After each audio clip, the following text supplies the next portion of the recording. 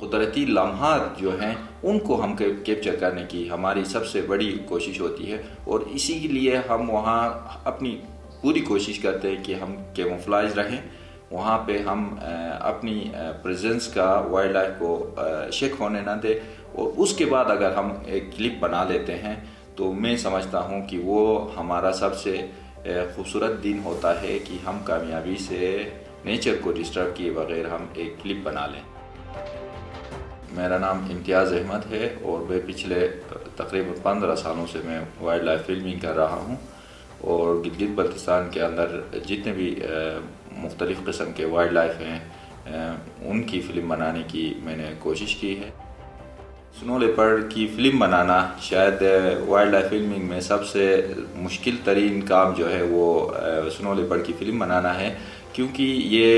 इसकी जो एलिवेशन होती है, ये जो रहता है, ये तकरीबन 2500 मीटर से लेके 5500 मीटर तक के रेंज में पाया जाता है, और ये इंतहाई मुश्किल ट्रेन है। इस खूबसूरत जानवर की फ़िल्म बनाने के लिए मैं मुख्तलिफ़ इलाक़ों में घूमता रहा, और जब पहली मरतबा इसकी मैंने फ़िल्म बनाई तो मुझे 5 साल लगे सिर्फ इसको ढूंढने में। उसके बाद एक दिन मेरी खुशकिस्मती कि मैं स्नो लेपर्ड के पास नहीं गया था, बल्कि स्नो लेपर्ड मेरे पास आया था और मेरे भविष्य खाने में घुस के उसने तकरीबन 12 जानवर का नुकसान किया था। लेकिन वो, मैं ये कहता हूँ कि वो नुकसान नहीं था, बल्कि वो एज ए मेहमान मेरे घर आया था, तो जाहिर बात है उसको आपने दावत तो देनी होती है।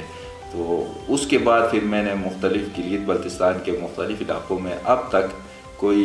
20 स्नो लेपर्ड्स की मैं फ़िल्म बनाने में कामयाब हुआ हूँ। मुख्तलिफ़ जगहों में बच्चों के साथ खेलते हुए, स्नो लेपर्ड के बच्चों को खेलते हुए मैंने फ़िल्म बनाई है। फ़िल्म के लिए हम निकलते थे तो जो इक्विपमेंट हमें चाहिए वो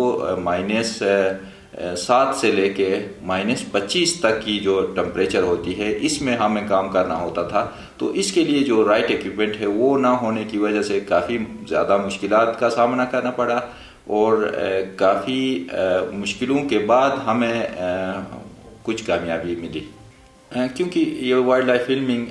बज़ात खुद एक महंगा फील्ड है, और इसमें इक्विपमेंट से लेके आपके जितने भी जाने और आने के जो एक्सपेंसेस है वो बहुत ज़्यादा होते हैं। जो इनकम के ज़राए हैं गिलगित बल्तिस्तान के अंदर, वो as a wild life film maker नहीं है, और ये पहली अपॉर्चुनिटी है कि WWF ने मुझे छोटा सा टोकन ऑफ अप्रिसिएशन प्रेजेंट किया है। इससे पहले मुझे इस तरह की कोई अपॉर्चुनिटी नहीं मिली। अब तक मैं अपने शौक़ को प्रोसीड करने के लिए, या आप कह सकते हैं कि मेरी शौक़ थी जिसकी वजह से मैं इन खूबसूरत जानवरों की तस्वीरें बनाने के लिए इन दूर दराज इलाक़ों में जाता रहा।